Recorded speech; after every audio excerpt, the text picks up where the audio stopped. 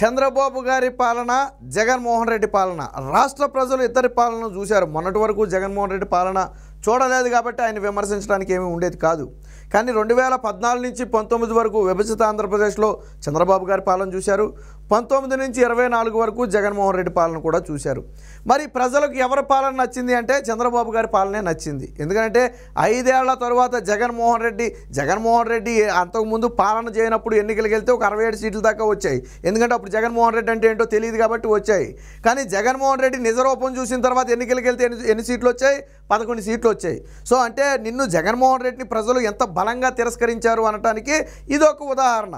చాలామంది చెప్తున్నారు మేము సింగిల్గా వచ్చాము, వాళ్ళందరూ కలిసి వచ్చారని. 2019లో తెలుగుదేశం పార్టీ సింగిల్గా వెళ్తే 23 సీట్లు వచ్చాయి, ప్రతిపక్ష పార్టీ వచ్చింది, ప్రతిపక్ష పార్టీ హోదా వచ్చింది. 2024లో జగన్మోహన్ రెడ్డి సింగిల్గా వెళ్తే 11 సీట్లు వచ్చాయి, ప్రతిపక్ష పార్టీ హోదా కూడా రాలా. మరి ఇప్పుడు చెప్పండి ఎవరు బలంగా ఉన్నారు? ఎవరిని ప్రజలు బలంగా తిరస్కరించారు? 151 స్థానాల నుంచి 11 స్థానాలకు పడిపోయిన మీరు గొప్ప, లేదా 23 స్థానాల నుంచి 124 స్థానాలకు ఎగబాకిన ఆ టీడీపీ కూటమి గొప్పదా? ప్రజలు ఎవరిని ఆశీర్వదించారు? ఓడిపోవడం అనేది సహజం, రాజకీయాల్లో గెలిపోవటములు సహజం, దాన్ని మనం కాదంట్లా. ఎందుకు తిరస్కరించారంటే దానికి చాలా కారణాలు ఉంటాయి. ఇప్పుడు ఎవరి పాలన ఎలా ఉంది అనేది చెప్పాలంటే, ఇప్పుడు చంద్రబాబు గారి 5 ఏళ్ల పాలన ఎలా ఉంది చెప్పాలంటే మనం 5 ఏళ్ళు ఆగక్కర్లా. మొదట్లోనే ఆయన చేసిన పనులను బట్టి మనం చెప్పేయచ్చు. ఆయన ప్రమాణ స్వీకారం చేయకముందే అమరావతి నిర్మాణానికి మళ్ళీ పనులు ప్రారంభించేశాడు. ఆయన ఆల్రెడీ జంగిల్ క్లియరెన్స్ చేయించేశాడు. అలాగే ఆయన ప్రమాణ స్వీకారం చేయకముందే ఏదైతే చెత్త పన్ను ఉందో దాన్ని వసూలు చేయొద్దని చెప్పి ఆదేశాలు జారీ చేశాడు. ప్రమాణ స్వీకారం చేసిన మర్నాడే 5 సంతకాలు, దేశ చరిత్రలోనే ఎక్కడా లేని విధంగా 5 సంతకాలు పెట్టాడు ఆయన. మరి జగన్మోహన్ రెడ్డి ఏం చేశాడు? గెలవగానే ప్రజావేదిక పడగొట్టాడు. 3000 రూపాయలు పింఛను పెంచుతానని 250 రూపాయలు పెంచి మోసం చేశాడు. ప్రతి జనవరి 1న ఉద్యోగ క్యాలెండర్ ఇస్తానని ఒకటి కూడా ఇవ్వాల. ఇవి జగన్మోహన్ రెడ్డి చేసిన మోసాలు.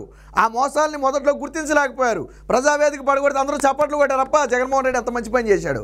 జగన్మోహన్ రెడ్డి మంచి పని చేయలే, ఒక సిగ్నల్ ఇచ్చాడు మీకు, బాబు నా పాలన అంటేనే విధ్వంసం, నా పాలనలో విధ్వంసం తప్ప మీకేమీ మిగలదు అని చెబితే అది అందరి వరకు వచ్చేటప్పుడు కానీ ఎవరికి అర్థం కాల. ఇప్పుడు పక్కనోడికి గీచినప్పుడు నన్ను కాదుగా గీచింది ఆని కదా అంటే తర్వాత గీచేది నిన్నే. ఆయన గీచినప్పుడే నువ్వు నిలదీస్తే నీ దాకా రాకుండా ఉంటుంది కదా అది. కానీ అప్పుడేమనుకున్నారు? ప్రజావేదిక పడగొడితే చంద్రబాబు కట్టాడు పడగొట్టాడు తప్పేముంది అనుకున్నారు. కానీ ఇది మన సొమ్మేమో, ఇలాంటి పరిపాలన చేయకూడదేమో. ఇప్పుడు శుభకార్యం అంటే ఎలా జరగాల? ఇంటికి పచ్చని తోరణాలు మామిడాకులు కట్టి శుభకార్యం చేయాలా, అంతేగాని దేనన్నా బలిచ్చి మనం శుభకార్యం చేస్తామా? చెయ్యం కదా. సో అలాగే జగన్మోహన్ రెడ్డి ఏం చేశాడు? ప్రజావేదిక పడగొట్టాడు. అప్పుడు అర్థం కాల జనానికి, కానీ 5 ఏళ్ల తర్వాత అర్థమైంది జగన్మోహన్ రెడ్డి పాలన ఎలా ఉంటుందో. ఇప్పుడు చంద్రబాబు గారు పడగొట్టలేడేంటి? ఆయన జగన్మోహన్ రెడ్డి కట్టినవో లేదా జగన్మోహన్ రెడ్డి ఇల్లు ఉందే ఆ ఇంటి చుట్టూ ఆల్రెడీ లేపేశాడు ఆయన. ఇప్పుడు జగన్మోహన్ రెడ్డి ఇంటినే లేపేసి ఆయన కావాలంటే జగన్మోహన్ రెడ్డి ఏం చేశాడు? తన ఇంటి చుట్టూ ఉన్నటువంటి పేదవారు ఎవరైతే ఎస్సీ ఎస్టీలు ఉన్నారో వాళ్ళందరినీ లేపేసి వేరే చోట పంపించేశాడు, ఖాళీ చేయించి. అంటే జగన్మోహన్ రెడ్డికి ఆమడ దూరంలో ఎవరు ఉండకూడదు. మరి చంద్రబాబు గారు Z+ కేటగిరీ ఉన్నటువంటి వ్యక్తి, ఆయన 5 ఏళ్ళు ముఖ్యమంత్రిగా ఉన్నాడు, ఇప్పుడు ముఖ్యమంత్రిగా ఉన్నాడు. మరి ఆ పక్కన ఉన్న ఎవరిని ఒకరిని కూడా లేపలేదే, ఆయన వెళ్ళేదారిలో వచ్చేదారిలో ఒకరిని కూడా లేపలేదే. సో ఇది జగన్మోహన్ రెడ్డి ఎలా తిరిగాడు? పరదాలు అడ్డం పెట్టుకుని తిరిగాడు. కానీ నేను చంద్రబాబు గారు ఎలా వెళ్ళారు? ప్రజల్లో రారాజులాగా వెళ్ళాడు. ఆయనకి పూలవర్షం కురిపించారు, దాదాపు 8 కిలోమీటర్ల పూలవర్షం కురిపించారు. సో ఇది ఇద్దరి మధ్య పాలన తేడా. దీంతో పాటు ఇంకా కొన్ని ఉన్నాయి, చూద్దాం ఒకసారి. ఇదిగో మనకి ఇక్కడ సైకిళ్ళు కనపడుతున్నాయి చూడండి. ఈ సైకిల్ ఎప్పుడువయ్యా అంటే ఇప్పుడువి కాదు, 2019లో తెలుగుదేశం పార్టీ దిగిపోయే ముందు విద్యార్థులకు ఇవ్వటం కోసం, విద్యార్థినీలకు ఇవ్వటం కోసం 8, 9, 10వ తరగతి చదివే ప్రభుత్వ పాఠశాలలో విద్యార్థినీలకు చంద్రబాబు గారు సైకిళ్ళు ఇస్తారు. ఎందుకంటే డ్రాప్ అవుట్స్ పెరగకుండా ఉంటాయి. ఎందుకంటే బస్సు సౌకర్యం లేదనో, లేదా రోజు తల్లిదండ్రులు దింపే అవకాశం లేదనో డ్రాప్ అవుట్స్ పెరిగే అవకాశం ఉంటుంది. పిల్లల్ని బడి మానిపించేస్తారు, లేదా ఆబ్సెంట్లు ఎక్కువగా ఉంటాయి, రెగ్యులర్గా బడికి రారు. సో అలాంటి వాటిని తగ్గించడం కోసం చంద్రబాబు గారు పెట్టిందే ఈ సైకిల్ పంపిణీ పథకం. ఇది ఇప్పుడు కాదు, గతంలో ఆయన ముఖ్యమంత్రిగా ఉన్న సమయంలో కూడా ఇచ్చాడు, 10 ఏళ్ల సమయంలో కూడా. కానీ ఇక్కడ దేనికి కూడా ఎల్లో కలర్ ఉండదు, అలాగే దేనికి కూడా టీడీపీ అని తెలిసేటట్టు ఏమీ ఉండదు. వీటి మీద ఇచ్చేటప్పుడు ఎదురు బుట్ట మీద ఏదో మాత్రం ఒక టీడీపీది స్టిక్కర్ అంటిస్తారు, అది 2 రోజులు పీకితే వచ్చేసే స్టిక్కర్ అంటిస్తారా, అంతకు మించి ఏమీ ఉండదు. ఈ సైకిళ్ళు ఇవి 2019లో చంద్రబాబు గారు నాడు నెక్స్ట్ అకాడమిక్ ఇయర్లో విద్యార్థినీలకు ఇవ్వడం కోసం తీసుకున్న సైకిల్ ఇవి. సరే ఆయన ఓడిపోయాడు. ఓడిపోయిన తర్వాత వచ్చిన ప్రభుత్వం ఏం చేయాలి? ఈ సైకిళ్ళ మీద ఎక్కడా కూడా టీడీపీకి సంబంధించి ఏమీ లేదు కదా, ఇచ్చేయచ్చు కదా. కానీ జగన్మోహన్ రెడ్డి ఈ సైకిల్ ఇస్తే పేరు ఎక్కడ చంద్రబాబుకు వస్తుందోనని చెప్పి 5 ఏళ్ల పాటు ఇవ్వకుండా ఇలాగా తుప్పట్టేటట్టు చేశాడు. ఈ సైకిళ్ళు ఆ రోజు ఎక్కడ ఉన్నాయో ఈ రోజు అక్కడే ఉన్నాయి. ఇవి నాకు తెలిసి ఒక జిల్లాకి చెందినటువంటి సైకిల్ మొత్తం కూడా ఒక ప్లేస్లో డంప్ చేశారు. ఇక్కడ నుంచి ఆయా పాఠశాలలకు ఎంతమంది విద్యార్థులు ఉన్నారనే దాన్ని బట్టి వీటిని మొత్తాన్ని కూడా అక్కడికి తీసుకెళ్లే ప్రయత్నం చేస్తారు. మొత్తం డంప్ మాత్రం ఒక చోట చేస్తారు. సో ఇవి చూడండి, ఇక్కడ మీకు వరద నీళ్ళు కనపడుతుంది. ఈ సైకిల్ ఎక్కడ ఉన్నాయంటే ఈ కింద వరద నీళ్ళలో ఉన్నాయి, సగం సగం ములుగు ఉన్నాయి. చూడండి టైర్లు ఇక్కడ. 5 ఏళ్ల పాటు ఒక్క సైకిల్ ఎవరికి ఇవ్వాల.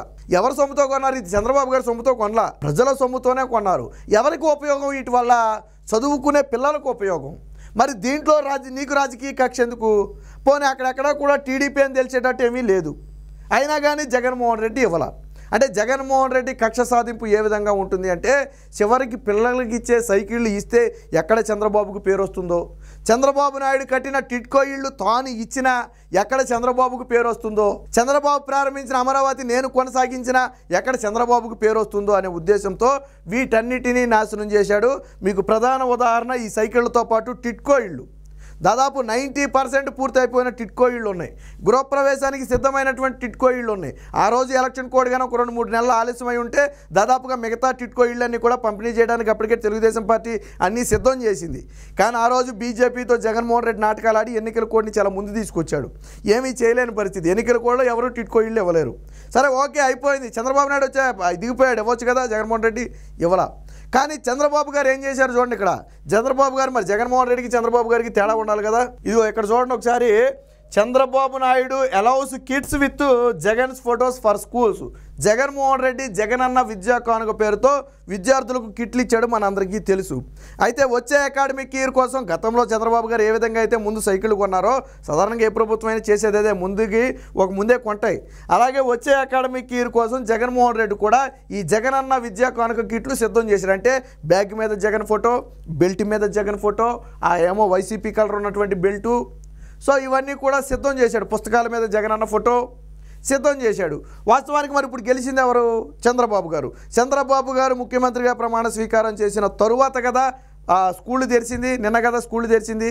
మరి చంద్రబాబు గారు ఏం చేయాలి? మామూలుగా జగన్మోహన్ రెడ్డి లాగా ఆలోచిస్తే, అబ్బాబే జగన్ ఫోటోలు ఉన్న ఫోటోలని మనం ఇవ్వటం ఏంటి, అవన్నీ కూడా పక్కన పడేయండి, పోతే డబ్బులన్నీ మళ్ళీ కొత్తగా తీసుకురండి, అవసరమైతే నా ఫోటోతోనో ఎన్టీఆర్ ఫోటోతో తీసుకురండి అని చెప్పాలా, అంతే కదా. కానీ చంద్రబాబు గారు అలా చెప్పలా. ఏం చెప్పారు ఆయన? ఏదైతే కిట్లు ఇప్పటికే కొని రెడీగా ఉన్నాయో ఆ కిట్స్ మొత్తాన్ని కూడా స్కూళ్లలో వెంటనే పాఠశాల తీసిన రోజే పంపిణీ చేసేయండి. నాకు ఎటువంటి భేషజాలం లేదు. అది ప్రజల సొమ్ముతో కొన్నారు. ఫోటో జగన్మోహన్ రెడ్డిదే అయినప్పటికీ కొన్నది ప్రజల సొమ్ముతో. ప్రజా సొమ్ము మనం దుర్వినియోగం చేయకూడదు. కాబట్టి నాకు ఎటువంటి అభ్యంతరం లేదు. జగన్ ఫోటోతోనే ఇచ్చామన్నారు. రాష్ట్రం మొత్తం కూడా ఈ అకాడమిక్ ఇయర్ జగన్ ఫోటోతో ఉన్నటువంటి కిట్లే వస్తాయి. కానీ ఇచ్చింది చంద్రబాబు గారు. ఇచ్చింది ఎవరో? చంద్రబాబు గారు. మరి జగన్మోహన్ రెడ్డి లాగా ఈయన ఆలోచించుంటే వీటన్నిటిని మూలపడేయాలి కదా. ఇదేమీ 5 రూపాయలు 10 రూపాయలతో అయిపోయేది కాదు. వేల కోట్ల రూపాయల బడ్జెట్ ఇది. జగనన్న విద్యా కానుక కోసం వేల కోట్ల రూపాయల బడ్జెట్ పెడుతున్నారు. దాదాపు 8,000 కోట్ల రూపాయలు విలువైనటువంటి వస్తువులు తీసుకుంటారు దాంట్లో మొత్తంగా కదా. కానీ చంద్రబాబు గారు ఇచ్చేయమన్నారు. మరి ఇప్పుడు చూడండి, నేను ఇందాకే చెప్పా ఏమని, 5 ఏళ్ల పాలన ఎలా ఉంటుందో తెలియాలంటే 5 ఏళ్ళు ఆగక్కర్లా. అన్నం మొత్తం ఉడికిందో లేదో తెలియాలంటే అందులో చేయబెట్టి పిసకాలా, పైన మెతుకు పట్టుకుంటే తెలియదా? మరి ఇక్కడ రెండింటికి మధ్య తేడా కనపడింది కదా. రెండూ ప్రజాధనమే. ఆ రోజు సైకిళ్ళు ప్రజాధనమే, ఈరోజు జగన్మోహన్ రెడ్డి కిట్లు ప్రజాధనమే. కానీ చంద్రబాబు గారు ప్రజాధనానికి విలువనిచ్చారు. ఆ రోజు ప్రజావేదిక కూడా ప్రజాధనమే. కానీ జగన్మోహన్ రెడ్డి ఏం చేశాడు? ప్రజావేదిక కూల్చేశాడు. చంద్రబాబుకు ఉన్నటువంటి సైకిల్ పంపిణీ చేయాలి. ఇద్దరి మధ్య వ్యత్యాసం ఎంత ఉందో చూడండి. మీకు తమిళనాడులో అమ్మా క్యాంటీన్లు ఉంటాయి, కానీ ప్రభుత్వం మారిన తరువాత కూడా పేరు కూడా మార్చకుండా అదే అమ్మా క్యాంటీన్ పేరుతో నడిపేశారు. కానీ మన దగ్గర పోనీ రాజన్న క్యాంటీన్ అని పెట్టుకోవచ్చు కదా, పోనీ వైఎస్ఆర్ క్యాంటీన్ అని పెట్టుకోవచ్చు కదా, పోనీ జగన్ క్యాంటీన్ అని పెట్టుకోవచ్చు కదా. పెట్టారా? పేదవాడికి ఎక్కడ 5 రూపాయలకే కడుపు నిండితాడు మన మాట ఎన్నడో అని చెప్పి అన్నా క్యాంటీన్లు ఎత్తేసాడు. నోటికాడు కూడెవడని తీసేస్తాడా? నువ్వు ఇన్నిచ్చానని చెప్పుకున్నావు కదా, మరి పేదవాడికి 5 రూపాయలు ఎందుకు తీసేసావు? పోనీ అదేం వేల కోట్ల బడ్జెట్ కానే కాదు. అది ఇద్దరి మధ్య తేడా. సో చంద్రబాబు గారు ఏం చెప్పారు? ఇంతే కాదు, మీరు చిక్కీలు, పిల్లలు తినే చిక్కీలు ఉన్నాయి కదా స్కూళ్ళలో, మీరు చూశారు కదా, అంగన్వాడీలో కట్టించారు. ఆ చిక్కీల మీద కూడా జగన్మోహన్ రెడ్డి ఫోటోతో ఇచ్చారు, మీకు గుర్తుందా? కానీ ఇప్పుడు నూతనంగా చిక్కీలు వేయిస్తున్నారు. ఎప్పుడైతే చంద్రబాబు గారి గెలుపు ఖాయమైపోయిందో వెంటనే ఏం చేశారు? ఆల్రెడీ పాఠశాలకు ఇవ్వడం కోసం చిక్కీలు 1 వీక్ ముందు నుంచే రెడీ చేసేస్తుంటారు వాటిని. సో ఆ చిక్కీల మీద ఇప్పుడు ఏం చేశారు తెలుసా? గవర్నమెంట్ సింబల్ వేశారు. అది కూడా ఏ కలర్ తెలుసా? Red colour. అంటే కనీసం ఎల్లో కలర్ కూడా వేయాలి వాటి మీద. లేకపోతే పిల్లలు తినే వాటి మీద ఎవడైనా రాజకీయం చేస్తాడా? పిల్లలు తినే చిక్కీ మీద జగన్మోహన్ రెడ్డి ఫోటో వేయాలా? అవసరమా దానికి? కానీ చంద్రబాబు గారు ఏం చేశారు? ఆయన ఫోటోతో ఎన్టీఆర్ ఫోటోతో ఆయన వేయచ్చు, అదే సొమ్ము కదా. అవసరం లేదు. గవర్నమెంట్ యాంబులంతో ఏమన్నారు, అది కూడా పార్టీ కలర్ వాళ్ళ రెడ్, మెరూన్ కలర్, రెడ్ కలర్తో చిక్కీలు ఆల్రెడీ సిద్ధమైపోయింది. మీకు ఫోటోలు కూడా వచ్చాయి సోషల్ మీడియాలో దొరికితే చూడండి. ఒక పక్క జగన్మోహన్ రెడ్డి, ఒక పక్క నూతన గవర్నమెంట్ వచ్చిన తర్వాత తీసుకొచ్చినటువంటి చిక్కీలు ఇవి మారిపోయాయి. మరి మార్పు చూడండి, అప్పుడే ఎంత మార్పు కనపడుతుంది మనకి. నిన్న మొన్నటి వరకు ఎక్కడ చూసినా జగన్మోహన్ రెడ్డి ఫోటోలు, జగన్మోహన్ రెడ్డి కలర్లే. ఏకంగా పాసు పుస్తకాలకే వేసారు. ఆటికి ఇటుకి ఏటు విచిత్రమే ఉంది. సో ఇది ఇద్దరి నాయకుల మధ్య ఉన్నటువంటి వ్యత్యాసం ఏంటంటే, ఇది హుందాగా వ్యవహరించాలి. ఇక్కడ ఎవరి జేబులో నుంచి డబ్బులు ఖర్చు పెట్టరు, అది గుర్తుపెట్టుకోవాలా. చంద్రబాబు గారు పథకాలు ఇస్తే ఆయన జేబులో నుంచి ఇచ్చాడని నేనేం చెప్పను. జగన్మోహన్ రెడ్డి పథకాలు ఇచ్చినా ఆయన జేబులో నుంచి ఏమి ఇవ్వాలా. కాకపోతే ఇక్కడ అప్పులు తెచ్చి నీకు పథకాలు పంచడం వేరు, ఆదాయం సృష్టించి పథకాలు పంచడం వేరు. ఇప్పుడు అప్పు తెచ్చి పథకం పంచితే అప్పు ఎవరి నెత్తి మీద ఉంది? నీ నెత్తి మీదే ఉంది. అంటే నెత్తి మీద అప్పు పెట్టి చేతిలో 10 రూపాయలు పెడుతున్నాడు, అది నీకు అవసరమా? కానీ నెత్తి మీద అప్పు పెట్టకుండా ఆదాయం సృష్టించి నీ చేతిలో 10 రూపాయలు పెడితే అది నీకు తృప్తి, అంతే కదా. జగన్మోహన్ రెడ్డి ఏం చేశాడు? 10 లక్షల కోట్లు అప్పు చేశాడు. ఇప్పుడు జగన్మోహన్ రెడ్డిని తీర్చమంటే తీరుతాడా? ఆయన ఆస్తులో మేము తీరుతాడా 10 లక్షల కోట్లు? తీర్చడు కదా. మరి ఎవరు తీర్చాలి? రాష్ట్ర ప్రజలే తీర్చాలి. రాష్ట్ర ప్రజల నుంచే వసూలు చేయాలి ఎవరు వచ్చినా. అదే నీకు ఆదాయం సృష్టిస్తే ఉన్న అప్పులు తీర్చడమే కాకుండా నీకు రూపాయి నీ చేతిలో పడద్ది, అది కదా చేయాల్సింది. సో చంద్రబాబు గారికి జగన్మోహన్ రెడ్డికి తేడా ఎంత ఉందంటే, జగన్మోహన్ రెడ్డి అప్పులు తెచ్చి బట్టలు నొక్కుతాడు, చంద్రబాబు గారు ఆదాయం సృష్టించి దాని నుంచి మీకు సంక్షేమ పథకాలు ఇస్తారు. ఇద్దరికీ మధ్య ఉన్నటువంటి తేడా అంత తేడా ఉంది. శ్వేతపత్రాలు కూడా ఆల్రెడీ విడుదల చేయడానికి సిద్ధంగా ఉన్నాయి. జగన్మోహన్ రెడ్డి నిన్నటి వరకు దొంగ నాటకాలు ఆడాడు కదా, అప్పు లేదు అని. ఇప్పుడు ఎంత అప్పు అనేది స్వయంగా రాష్ట్ర ప్రభుత్వం ఒక ఫుల్ శ్వేతపత్రం విడుదల చేస్తుంది. అక్కడ నుంచి చంద్రబాబు గారు ఎంత అప్పు 5 ఏళ్లలో చేస్తారనేది మళ్ళీ చివరిలో ఒక శ్వేతపత్రం విడుదల చేస్తారు. అప్పుడు అర్థమైపోద్ది ఎవరు ఎంత అప్పు చేశారు, ఎవరు ఆదాయం సృష్టించి ఇచ్చారు. ఇప్పుడు కూడా చంద్రబాబు గారు కూడా అనేక పథకాలు ప్రకటించారు కదా. జగన్మోహన్ రెడ్డి పథకాలతో పాటు చంద్రబాబు గారి పథకాలు కూడా ఇవ్వాలి, అంటే అదనంగా ఇంకా కావాలా. కానీ ఈయన ఆదాయం సృష్టించిస్తాడు, జగన్మోహన్ రెడ్డి అప్పు చేసి ఇచ్చాడు. సో ఇద్దరి నాయకుల మధ్య ఉన్న వ్యత్యాసం ఏంటి అని ఎవరైనా అడిగితే ఇలాంటి చిన్న ఉదాహరణలు 2-3 చెప్తే చాలు. నాడు జగన్మోహన్ రెడ్డి పరదాలను అడ్డం పెట్టుకుని ఈరోజు అసెంబ్లీకి వెళ్తే చంద్రబాబు గారు రారాజులాగా పూల వర్షం కురుస్తుంటే ఆయన అమరావతికి వెళ్ళాడు సచివాలయానికి. మరి ఏంటి చెప్పండి? మొన్న చూసాం పరదాలు జగన్మోహన్ రెడ్డికి ఆయన యాత్రకి వెళ్ళినప్పుడు పరదాలు కట్టి పోలీసులకి, చంద్రబాబు గారు వెళ్తే కూడా పరదాలు కట్టేశారు. ఆయన సీరియస్ అయ్యి వెంటనే తీపిచ్చేశాడు. ప్రజలకు నాకు మధ్య దూరమే వద్దు, మీరు సేఫ్టీ ప్రికాషన్స్ ఎక్కడి వరకు కావాలో అక్కడి వరకు తీసుకోండి, అంతేగాని ప్రజల్ని నా నుంచి దూరం చేసి ప్రజలు నా కంటికి కనపడకుండా నేను ప్రజల కంటికి కనపడకుండా అలాంటి విధానాలు నా దగ్గర పనిచేయవు, మళ్ళీ అలాంటి చర్యలు ఎక్కడా కూడా తీసుకోవడానికి లేదు, నేను ఎక్కడికి వెళ్ళినా ఎక్కడా కూడా పరదాలు కట్టకూడదు అని చాలా స్పష్టంగా ఇన్స్ట్రక్షన్ ఇవ్వడం జరిగింది. చూడండి అప్పుడే ఎంత మార్పు. ఒక ముఖ్యమంత్రి వస్తే మీకైనా నాకైనా చూడాలనిపిస్తుంది, ఆయన అలాంటి వాడు అనేది కాసేపు పక్కన పెడదాం, చూడాలనిపిస్తుంది.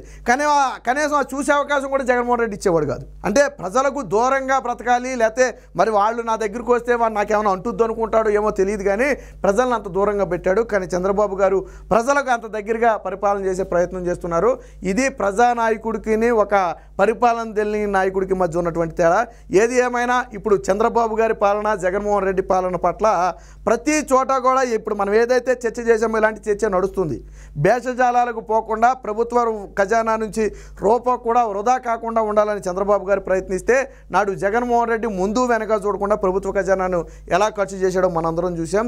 ఏది ఏమైనా 5 ఏళ్ల పాలన ఎంత అద్భుతంగా ఉండబోతుందో మనకి చంద్రబాబు గారి ప్రమాణ స్వీకారం కంటే ముందే అర్థమైపోయింది. ఖచ్చితంగా ఇది ఆంధ్ర రాష్ట్రానికి మంచి రోజులని చెప్పొచ్చు.